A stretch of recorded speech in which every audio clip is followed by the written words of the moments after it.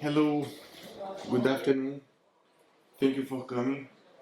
Um, this presentation is going to talk about my struggles with the need of managing users in a security group.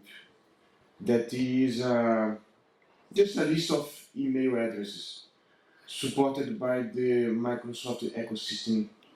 It has many names, right? We know it as Entra ID or Azure in Active Directory.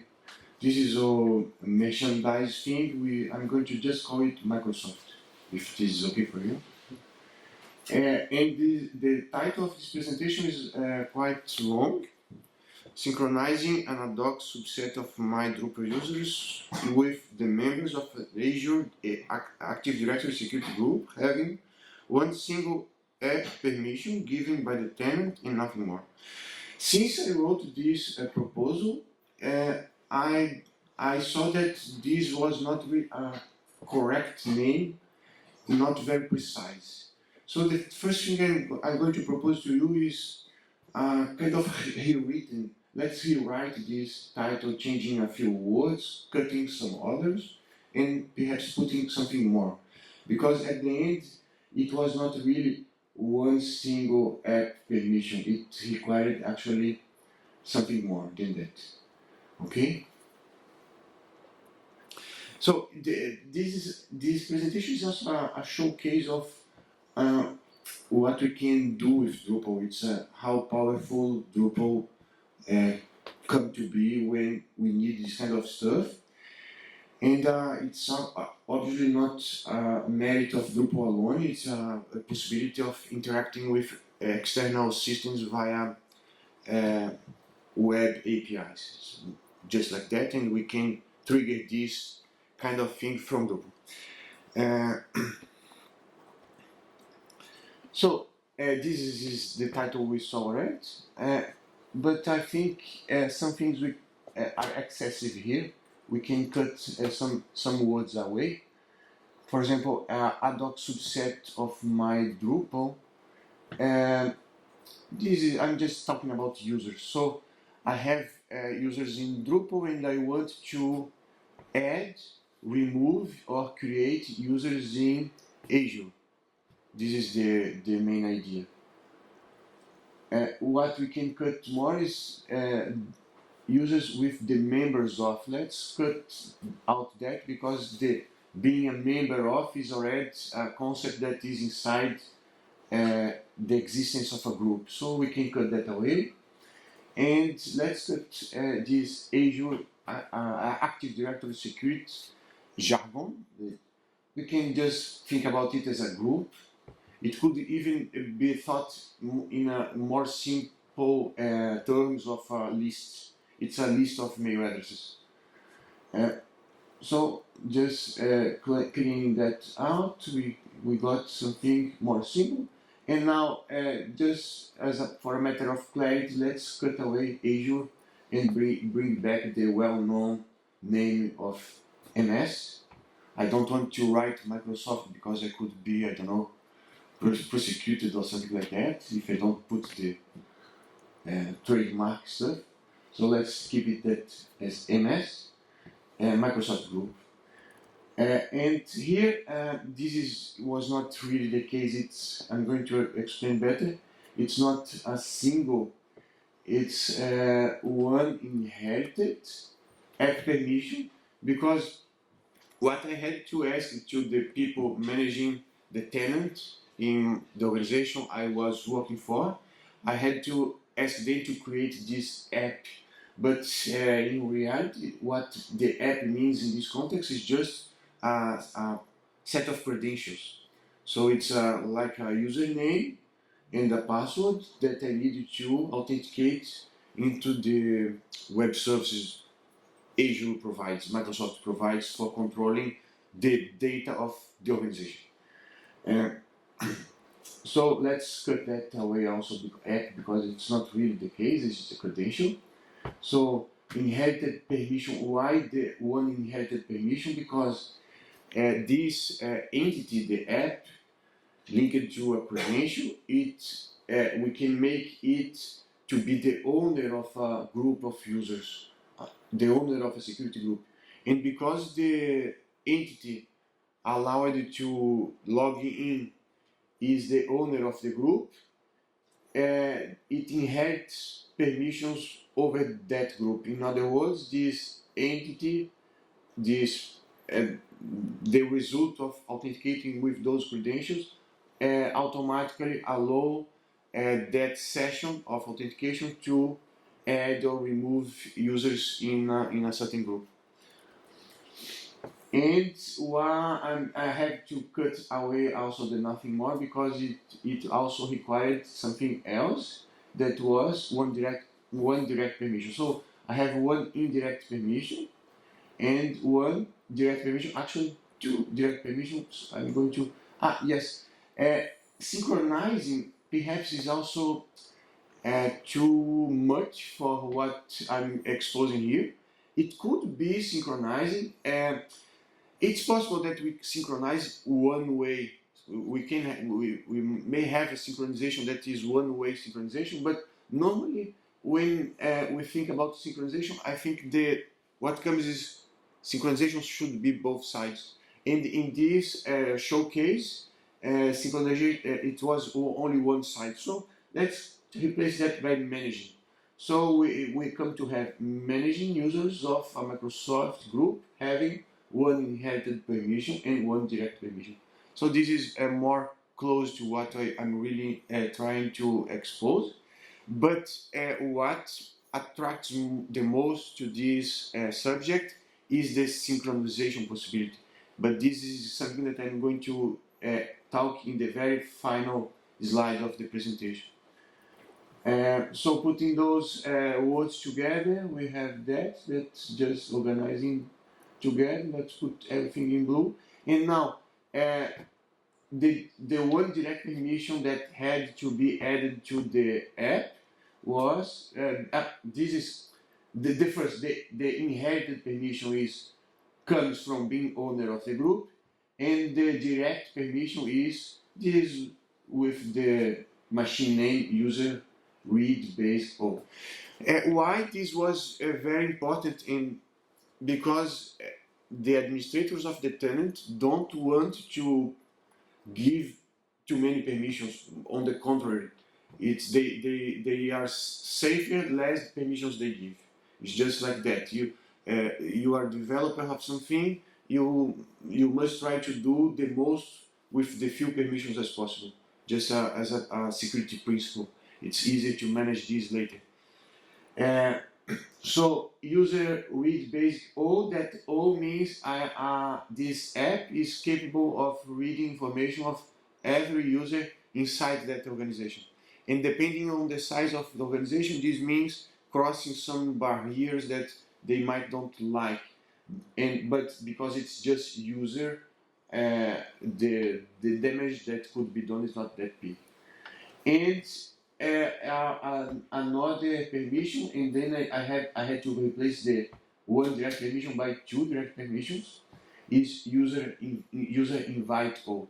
So the possibility of inviting a user is what actually is going to create a new user that after being created is available to be added to the group. So this for those that are familiar with Microsoft products, they are very popular, right? Many organizations, many big organizations are customers of Microsoft, and they have this concept of groups that are created inside the organization, and they allow to include members in the groups, and they are used for several purposes. So, for example, I can put people inside the group and send an email with Outlook towards that group, and everyone is going to be spammed by that message. Or it was the case in my context. We had a Power BI report, we wanted to allow certain users to access the Power BI report, so we made the group to be a member of the workspace the Power BI report belonged to. So because the group was a member of the workspace, every member of the group had access to the reports in that workspace. And eventually, we also wanted that to give access to those reports to external users. So this is why the invite part was needed. What happens when we trigger invitation of someone? There are some options, or we allow Microsoft to send an email by itself. In this email, we'll have a link for the person to accept the invitation. Or we define it that we are going to send the email ourselves. But what the process that is the most important behind this is not if the person accepts or not. This does not make any difference. Just by ordering Microsoft to invite someone, a new register is created in the list of users of that tenant with an ID. And with this ID, I can already manipulate that user even before the acceptance or the user accepted the invitation. So, if you are wondering why you get too much spam in your Outlook inbox, sometimes it's because you are belonging to many groups. Perhaps you don't need to belong to so many groups. So this is easy to access address that we can come to remove ourselves from some groups. Just for a matter of curiosity, here between us, who is exposed to the need of dealing with Outlook and Microsoft stuff? Someone? No? Okay. Okay. We don't have too many. Luck you. And this is how the group looks like, how the list of groups looks like. So those leave links, they are grayed out because from those groups I'm not capable of removing myself. And you had to endure the need of being exposed to that content. But some other groups allow you to remove yourself. Mostly those that are created manually, because you might have permissions to create manually a group and add your colleagues for some purpose. For example, this that comes with a type Microsoft 365, we can leave. And then this is when you go. I don't have it's blurred here, but this is where the link for the group comes, and then this is how it looks like when you're seeing details of the group. So we have here a list of members, a list of owners. So the owners are able to add or remove people, but when we automate this, we want the app to be the owner, and then the app is going to be able to add or remove people. So this is how it looks like.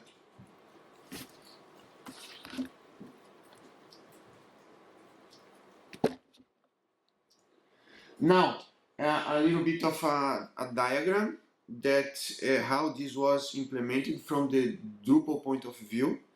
We have let's start by here. A user that I have in my Drupal platform, my Drupal website, is granted access to something. For example, a Power BI report, a Power BI report, but Power BI report is something that belongs to Microsoft. So it's granted some role, for example, inside Drupal. And as a consequence of being granted that role, we want this user to have access to a Power BI report. So first thing that we have to check is if this user has already an ID in Active Directory. If so, we will search by the email address, just like that. If the user has already ID in Active Directory in Microsoft, we can just add the user to the group we want to add. Otherwise, we will check if the user was already invited, because external users will have to be invited. If the user was invited and did not have the ID, this is a problem, because inviting already creates the ID. But if it did not happen, there is an error. We cannot do much but logging the error. So if the user was not invited, we command via web service the invitation for that user with the email address, and then we record the invitation to check it later. And now, because the user has been invited, an ID was created to that user, and we can proceed to add the user to the security group. And the other way around, if a business rule defined that this user should be revoked from having access here, I can just remove from the security group. So it's nice that we can do so much with so few permissions. This is the most important message of this presentation, I think. And from Drupal point of view, also how this runs. We can run it via Chrome, and once a day, running all the scan that is going to verify all these conditions. Or we can also have a nice web interface if we want to dispatch those actions. So here is just a list of emails that got invited, those that were just added in the previous run. This is the current members of the security group. This is the users I want to add into the security group the next time I synchronize. And this is the users I want to remove from the security group the next time I synchronize. And this is the list of users I'm about to include in the security group when I synchronize. So this refresh is not going to add, remove, or invite anyone. It's just going to update the information according to the database. Synchronize and refresh, it's obvious what it does. And we set invite just in case, in the extreme case, I want to invite again someone. I should not do that, but if that's needed, a button as a convenience. Now, what this leads us to, we can think about this approach not in one direction. We could have both directions, and we could have multiple sources of data that I want to interact with. So we could come with an idea of a universal data sync based in plugins. So I could have a plugin for a source, a plugin for a target, and orchestrate, to say the word that is kind of a buzzword. Sometimes orchestrate is going to say everything and nothing at the same time, but we can think just as a more humble way of thinking about this is synchronizing. So I could synchronize data from several sources, having Drupal commanding all that. It's like telecommanding something. Yeah, and in this comes my presentation to an end. And that's it. Thank you for joining.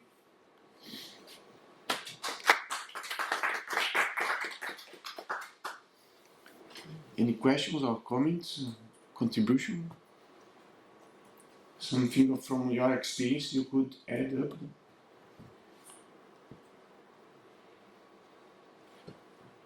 Yeah, I can say I've made the intra-sync module, it's called, you can find it.